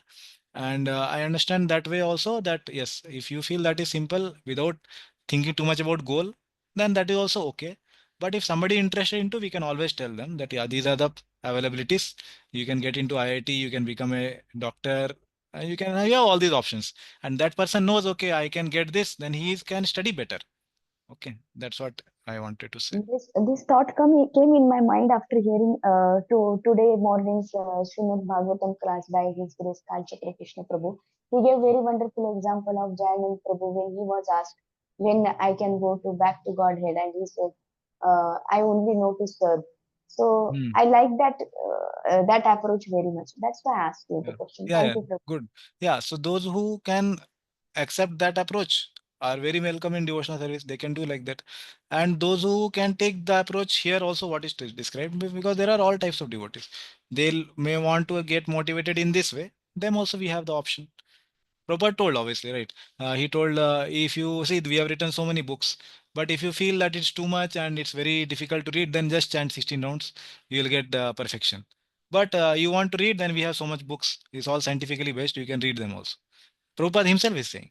So everything is welcome. Everybody can practice devotional service. And what, yeah, there are so many examples. Yeah. Okay. Is it Thank okay, you. Mataji? Yes, yes. Yeah. Thank you. Okay. Thank you for your question. Yes, Aruna Mataji. Hare Krishna, Prabhuji. Prabhuji, Yeah. my first question is like Raganuga Bhakti. We can say that Raganuga Bhakti is next step of Vaidhi Sadhana Bhakti. Is it so? Yeah, we can say in one sense, yeah, it will come later discussion, but in one sense, we can say as of now, in short, that until unless one hears about Nanda and Yashoda and all other Vrajvasis from scriptures, how will they get attracted? They have to initially start with Vaidhi sadhana, and then later they will get attracted, because until unless they have heard about those personalities, they cannot get attracted, right? So it has to start with Vaidhi sadhana. One example is given for this understanding, that suppose a building is there of 20 floors.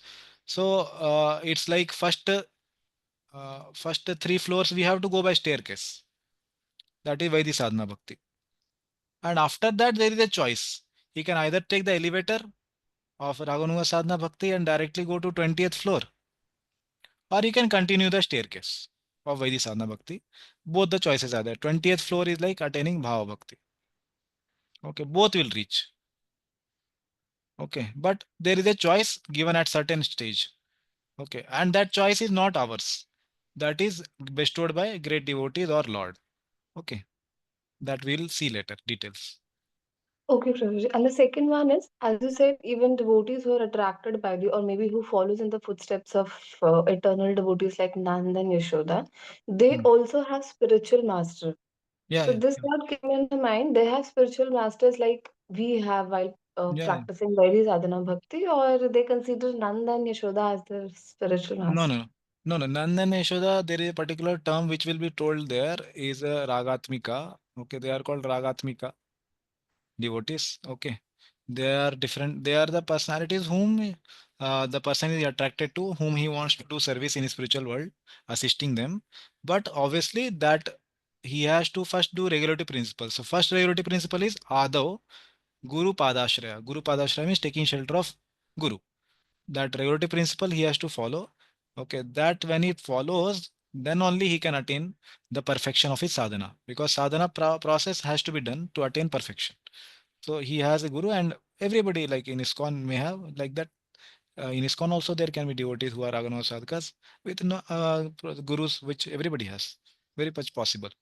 Okay. Shivram Swami Maharaj has written very nice book, Awakening of Spontaneous Devotional Service. And he has written how in ISKCON it is possible and how there may be devotees who are practicing it. So if devotees are interested, they can read that book, ninth and 10th chapter, ninth chapter basically of that book tells about ISKCON, and the whole book is a short book, but it's very important book for this topic. Okay.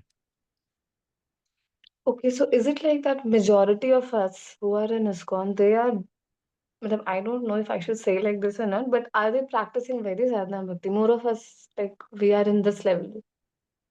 Yeah, see, again, your answer is here. Prabhupada is giving. See, I will show that.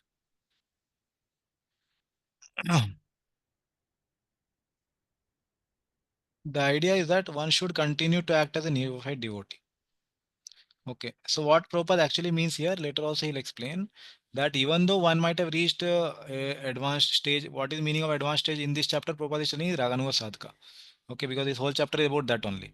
He is reached to that stage, but he should behave externally as a neophyte devotee only. So we cannot say anything externally. The externally the person is doing same thing, hearing, reading, chanting, like any other Vedic sadhaka is doing. But his impetus is different. His impetus is to attain some certain Vrajavasis association after he perfects. For that purpose, he is doing the same activity. So we cannot see externally any difference. It's only it is called religion of mind. Raganuga Sadhana, Shivaram Maharaj has described it as religion of mind because it's only mental state which is different. Mental aspect is different. The motive is different, basically, I would say. Okay. So externally we cannot identify. So we don't know who is doing, who is not doing. And they are not, they will never reveal it. Okay. As Prabhupada has said here. And when it is said that Raganuga devotees do not follow regulative principle, what does that mean, Prabhuji? What it means, Prabhupada said that earlier, right here, as I showed, what it means that they do not follow the, they don't have the impetus. Yeah, here, this this line, they don't have the impetus of Shastra. That is for Vaidhi Sadhaka. The impetus of Shastra that okay, you should do bhakti because you will get this result. That impetus they don't have. That's why Prabhupada writes in these words. They do not follow Revata principle means it's not that they are doing illicit sex. No, that is a wrong understanding of this statement. Prabhupada will clarify in this chapter when we come. Okay. So what he means actually is they don't follow on the basis of scripture's injunction. That is not their motive. Motive is different. That's what he wants to say. So that's why he's saying, but by spontaneous nature. See, he says by spontaneous nature. Okay. That means they have attraction to somebody like Nandan Yashoda. That's what he wants to say. Okay, means they do follow regulative principles, but not Obviously. because of the scriptures, but based on their attachment towards the Lord, right? Yes, yes. Yeah. That is their motive. Okay. That's right. Thank you. Hare Krishna. Okay. We'll continue. Okay, so now Rupa Goswami has given this proof, and Prabhupada quotes it in Anodi from Shrimad Bhagavatam. What is the proof that there is existence of sadhana bhakti itself? Okay, there should be some scriptural proof, just like Rupa Goswami is saying. We cannot accept like that. Somebody may say, where is the proof? So Rupa Goswami is going to give a proof that it's there in his scriptures. It's not my created idea. Okay, Tasmad Bharat Sarvatma Bhagavan Ishvaro Harihi Shrotavya Kirtitavyascha Smartavyascha Ichchata Abhayam. Okay. Yes, Aruna Mataji, please read. O descendant of King Bharat, one who desires to be free from all miseries, Ichchata Abhayam, must hear about, glorify, and also remember Shrotavya Ketitavyascha Smartavyascha, the personality of Godhead Bhagavan, who is the super soul Sarvatma, the controller Ishvara, and the savior from all miseries, Hari.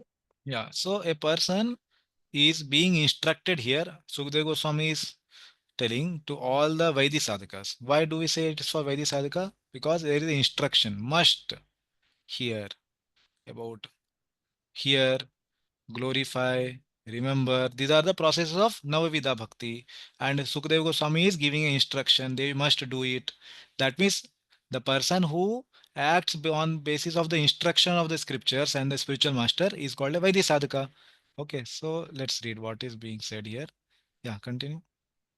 A person who desires freedom from the fear of samsara must hear about the Lord. The actions of hearing, chanting, and remembering are generated from the rules of scripture, which explain that the Lord extinguishes fear of samsara. The actions are not generated due to greed for the Lord's service. Thus, this is an example of Vaidhi Bhakti.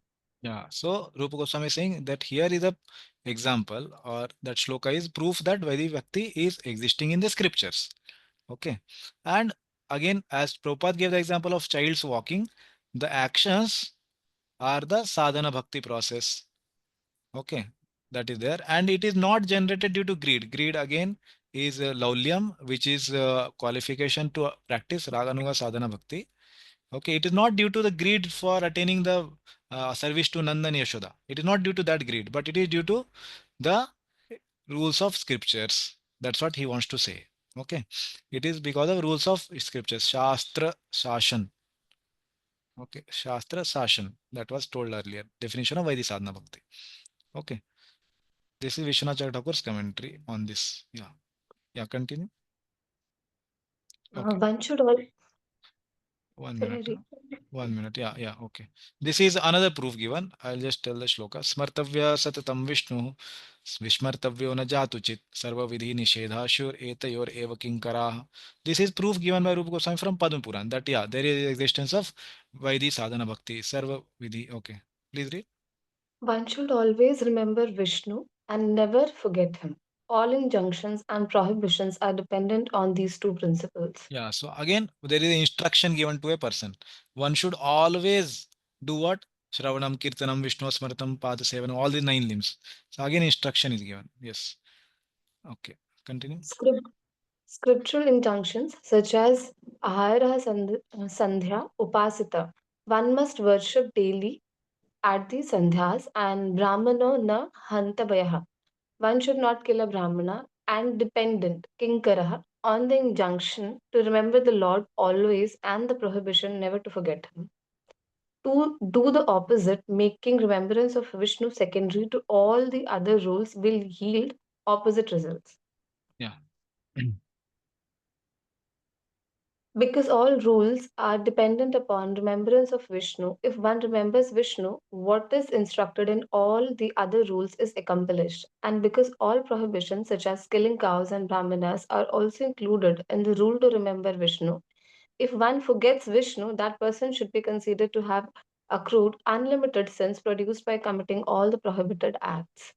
Satatam means every day, not every second. Since continuous remembrance would be impossible to do in sadhana bhakti, this would produce loss of faith in the rules of bhakti because they would be impossible to follow. Yeah. So, two things Prabhupada Vishwanath Thakur has said here. One is for devotees, it's very, very important that they try to remember Krishna or Vishnu as much as possible, okay, every day. Otherwise, it is equivalent to what? Unlimited sins. Because they are qualified for bhakti and they should practice the limbs of bhakti, Smaranam, Kirtanam, Vishnu. They should do. They should try to engage as much as possible in bhakti every day. And somebody may argue with you that okay, Anushilanam word, na, it comes in Uttama Bhakti. The word Anu means continuous. So are you continuously engaged in Bhakti? How do you say you are practitioner of Uttama Bhakti? You cannot say because you are not doing continuously. So we can answer them, no, no, it is not continuously in the sense that every second. It's not every second, it is every day. Vishwanath Chakravarti Thakur has explained it in the Bhakti Rasamrita Sindhu. Voice is breaking, Prabhu. It's No, breaking. no, no. Is It's it for everyone? not Voice breaking? no good, Prabhuji, at my end. Okay.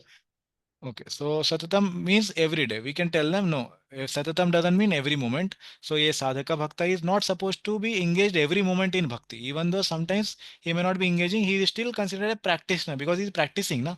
He is not perfected. That's why. Okay. Yeah. Continue. we should always try to mold the activities of our lives in such a way that Yeah. This we is will con- yeah from NOD Srila Prabhupada on this topic. Yeah. Continue. we should always try to mold the activities of our lives in such a way that we will constantly remember Vishnu or Krishna, that is Krishna consciousness. Whether one concentrates his mind on the four-handed form of Vishnu or on the form of two-handed Krishna, it is the same. The Padma Puran recommends somehow or other always think of Vishnu without forgetting him under any circumstances. Actually, this is the most basic of all regulative principles. Yeah. So all negative principles are covered in these two. Always remembering Vishnu or Krishna and never forgetting Vishnu or Krishna like that. Yeah. Yeah. For when there is an order from a superior about doing something, there is simultaneously a prohibition. When the order is that one should always remember Krishna, the prohibition is that one should never forget him. Within this simple order and prohibition, all regulative principles are found complete. Yeah. Okay. So we are going to start new topic. Any questions on the previous topic about the proof of Vaidhi Sadhana Bhakti?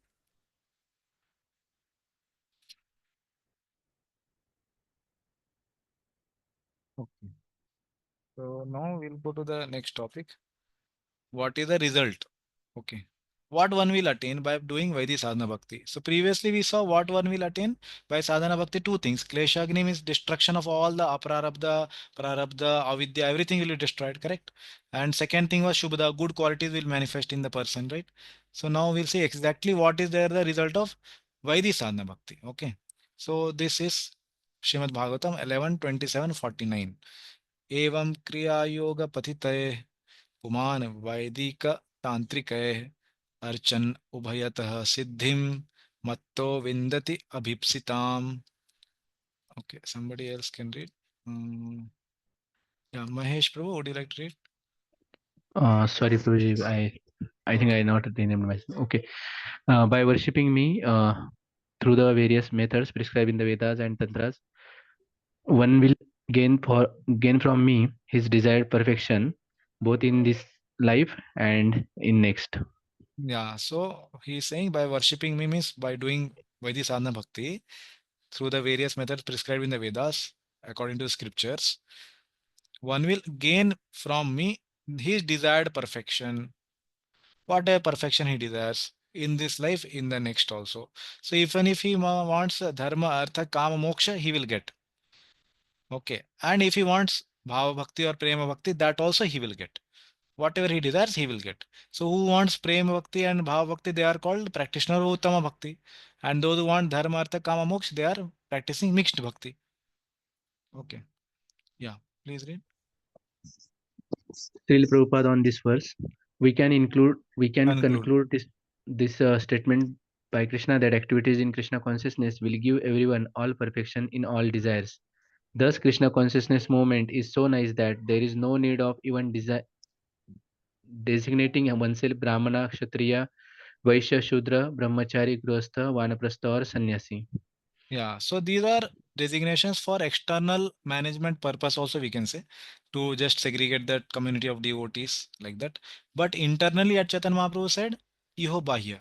Okay, when he was conversing with Ramanand Rai, he told these are all external. Okay, what is internal is the practice of Krishna consciousness, the Shravanam Kirtanam Vishnu. That has to be done by all of these Kshatriya, Vaishya, Shudra, Brahmachari, anybody. They have to follow 4 principles. They have to chant 16 rounds, do the morning program, all these principles which are given. So these are only external things. Yeah, please continue. Let everyone be engaged in whatever occupation he how has.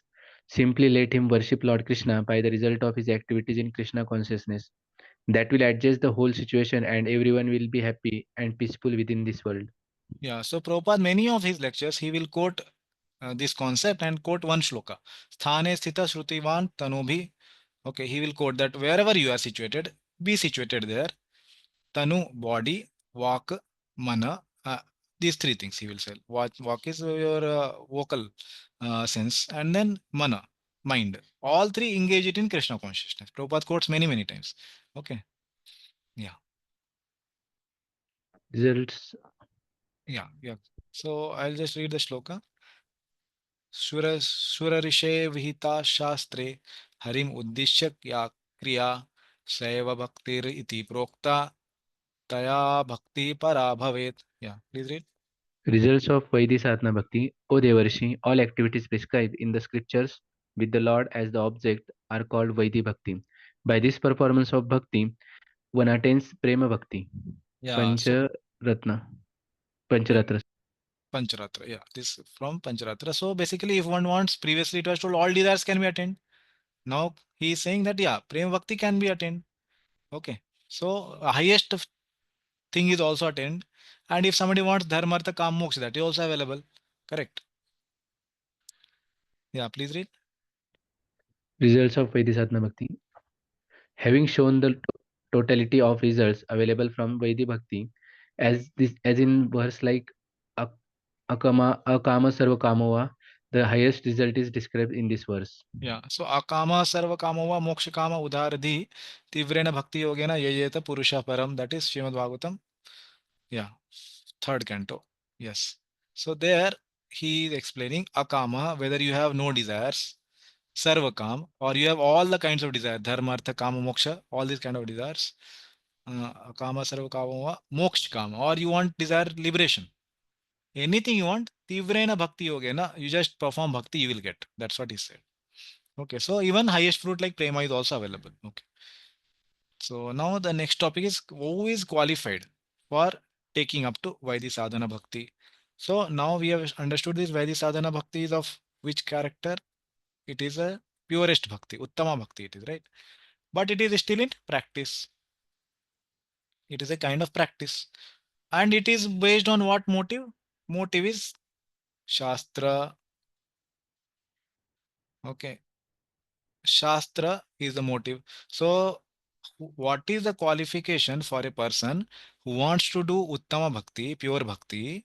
He wants to practice pure Bhakti based on the injunction of the scriptures. What is the qualification? Who is qualified for this type of Bhakti? Okay, topic. I hope topic is clear. The topic is going to come and tell about who is qualified for doing this kind of Bhakti. Which kind of Bhakti? He wants to do practice of pure Bhakti, highest level of Bhakti. He want to practice. Okay, based on what impetus? Impetus is scriptures. Okay, such a person's qualification is going to be described now. Okay, and most of us fall in this category. Means we want to practice the pure devotional service based on the scriptures, injunctions, and the injunctions of the gurus. Okay, who also teach from scriptures. So let's see who is qualified for this. Okay, yeah. So here is a shloka. Rupa Goswami has composed it. यः केनापि अतिभाग्येन जातश्रद्धो अस्य सेवने नातिसक्तो न वैराग्य भाग अस्याम अधिकारी असौ. Who is the adhikari? Who is a person qualified to practice bhakti? Okay, what he says, we will read this translation first. Okay, somebody else can read. Who have not read till now. Okay, Anuradha Mataji, are you available? You can read. Yes, Prabhuji. Hare Krishna. Hare The Krishna. person, yeah, who has developed faith, Jata Shraddha, in serving the Lord, Ashya Sevani, by impression arising from previous association with devotees, Kenapi Ati Bhagnena, who is not too attached to material objects, Na Ati Saktaha, and who is not too detached, Na Vairagya Bhaga, qualified for Vaidhi Bhakti, Ashyam Adhikari Asa. Yes, thank you, Mataji. So basically, Rupa Goswami has composed a shloka saying that who is adhikari for Vaidhi Bhakti? Yah, that person, kena api, ati bhagyena, by some good fortune, very good fortune. What has happened to him? Jat Shraddho, in him something has born. Jat means to take birth. Something has taken birth. What has taken birth? Shraddha, faith. Faith in what? Asya sevane. Asya refers to that person. Who is that person? That is Lord. Asya is Lord.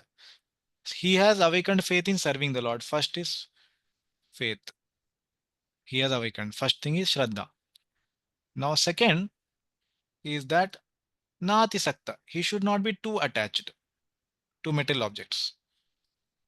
Okay, not too attached.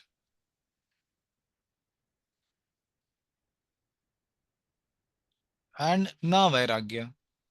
Third is not too detached. Okay, these three things are there in a person. Then he is qualified for, okay, qualification for Vaidhi Sadhana Bhakti. Okay, that person should have faith.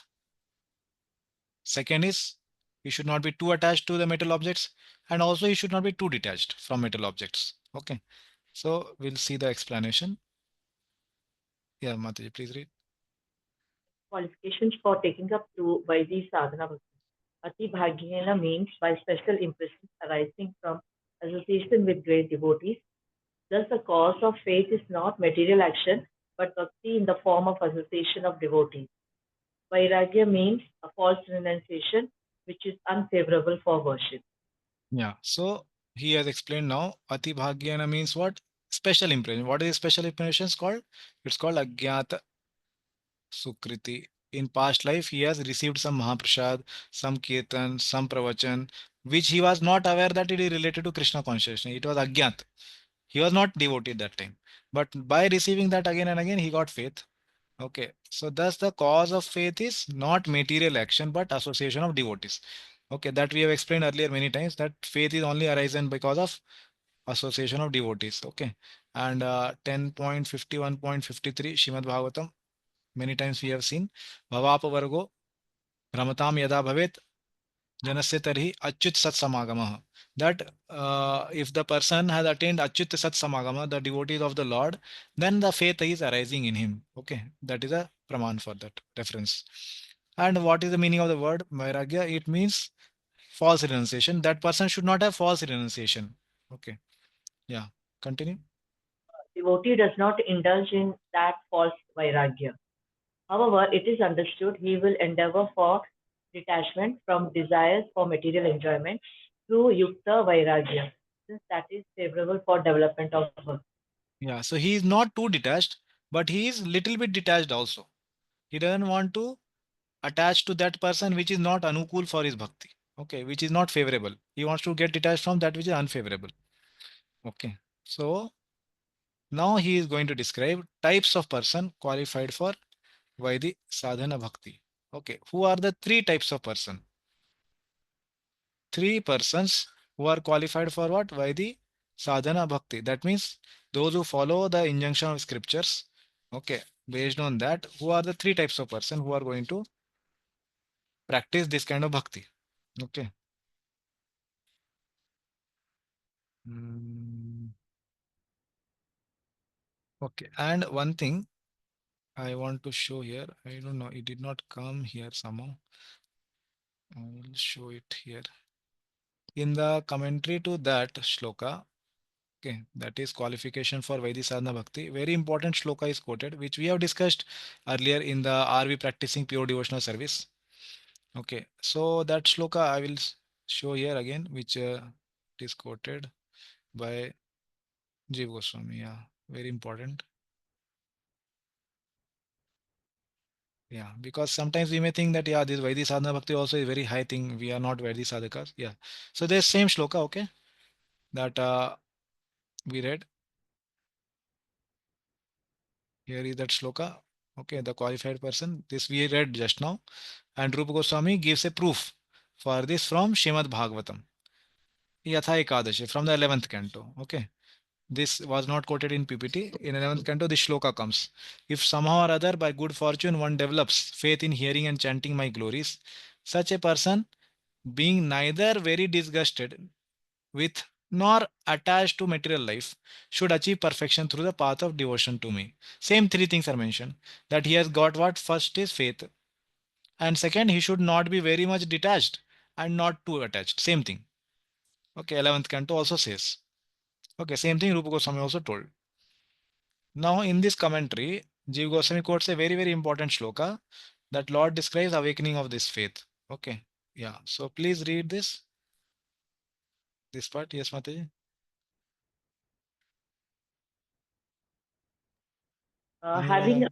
No. yeah, having awakened faith in the narrations of my glories, being disgusted with all prescribed activities, varnashrama, knowing that all sense gratification leads to misery, but still being unable to renounce all sense enjoyment.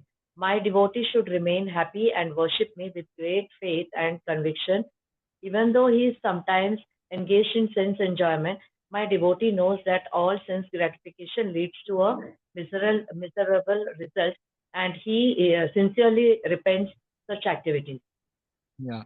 So see, the person who is qualified for Vaidhi Sadhana Bhakti is who? Who has faith, and he should not be very disgusted. At the same time, he should not be too attached. Correct. In the commentary, Jiva Goswami is saying, describing this person, what is the things about this person? He knows all sense gratification leads to misery. All of us know, right? That sense gratification leads to misery. Theoretically, we know. But still, sometimes we get attracted to sense object and we enjoy also.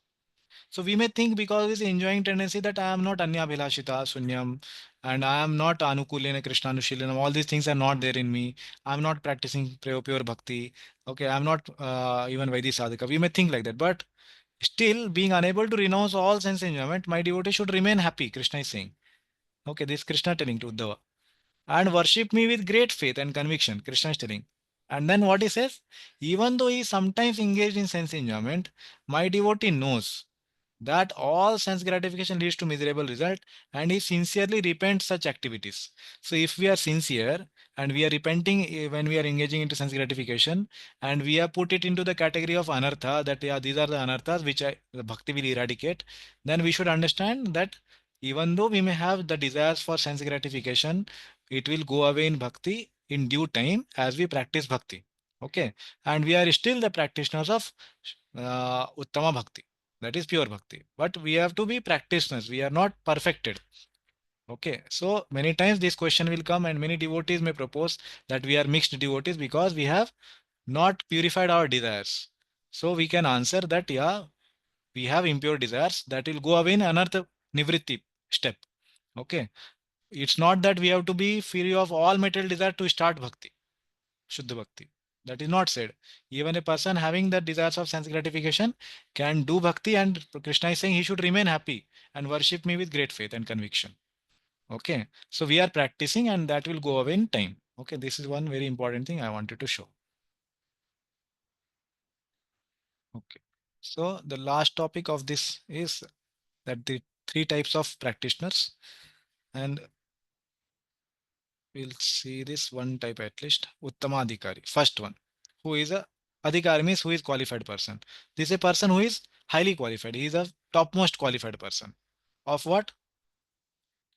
Vaidhi Sadhana Bhakti. Okay, he is practicing. These are all practitioners. Huh? Okay, these are not perfected. So many times we may think Uttamadhikari, obviously, according to Shrimad Bhagavatam, is at the stage of prema. The Shrimad Bhagavatam Uttamadhikari is different. What is definition by Rupa Goswami here? He is a practitioner of Vaidhi Sadhana Bhakti. शास्त्रयुक्तौ च निपुनः सर्वथा दृढनिश्चयाः प्रौढश्रद्धो अधिकारी यः स भक्ता अनु उत्तमो मताः. Yeah. Yes, please read.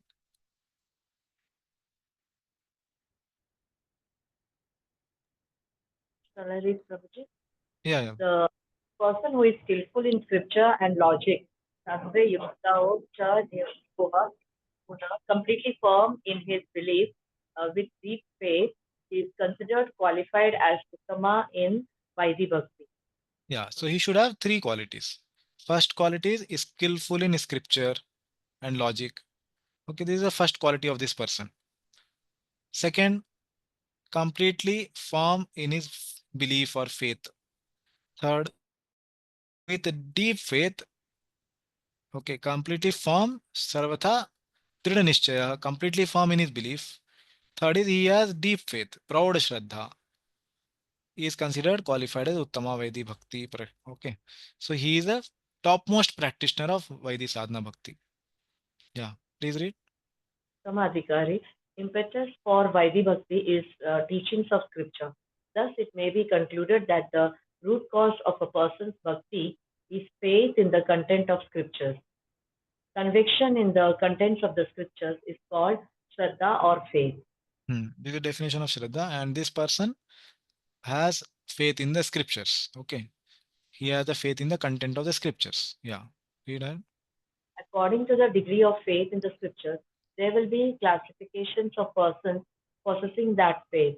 This person developed firm conviction, Dhrida Nishchaya, through studying thoroughly the principles of philosophy, Tattva, the sadhana, and the goal, Purushartha.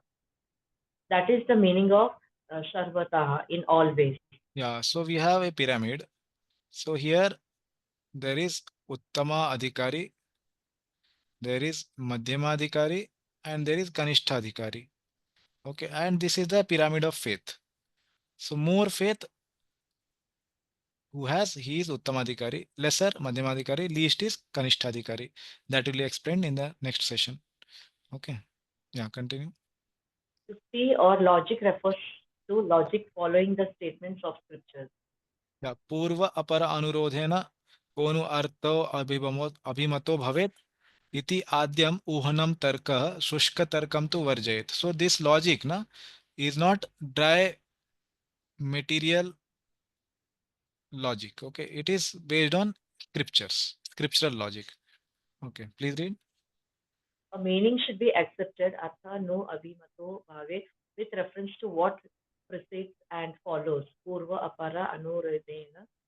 Such reasoning is the logic to be used. Iti is adhyam uhanam atharva. Dry logic should be rejected. Vaishnava Tantra. Yeah, so this is quoted by Jiva Goswami that dry material logic should not be used in studying and understanding the scripture. This person who has logic, he has logic based on scriptures. He has studied various scriptures and he can samanvay or he can resolve the contradictory statements in the scriptures. Okay. Yeah, please read. Very expert in the study of relevant scriptures, and he's also expert in putting forward arguments in terms of those scriptures. He can very nicely present conclusions with perfect discretion and can consider the ways of devotional service in a decisive way. He understands perfectly that the ultimate goal of life is to attain to the transcendental loving service of Krishna, and he knows that Krishna is the only object of worship and love. Yeah. So he is expert in the study of relevant scriptures and he is also expert in putting forward arguments in terms of those scriptures. So just like Prabhupada would many times say that actually as a Krishna conscious devotee, we should be like lawyers. We can quote various verses from Bhagavatam and Bhagavad Gita to any person who is challenging like that. So he can very nicely present conclusions. Okay, like that in a decisive way. So why he is able to do that? Because he has studied the scriptures very nicely. Hmm. Yeah. Continue. He has strictly followed the rules and regulations under the training of a bona fide spiritual master, and he sincerely obeyed him in accord with revealed scriptures. Thus, being fully trained to preach and become a spiritual master himself is considered first class. The first class devotee never deviates from the principles of higher authority, and he attains firm faith in the scriptures by understanding with all reason and argument. Yeah. So he has himself strictly followed the rules and regulations under training of a bona fide spiritual master and sincerely obeyed him with regard to spiritual, the received revealed scriptures. Okay. So I think we'll continue in the next time. Okay. This is quite big topic. Okay. We'll stop here. Time is also okay. And these three adhikari we'll do tomorrow. Okay. And if there are any questions, we can take tomorrow. Okay. शिला प्रभुपाद की जय, शिला रूप गोस्वामी पाद की जय, श्री भक्ति सामरे सिंधु की जय. हरे कृष्ण.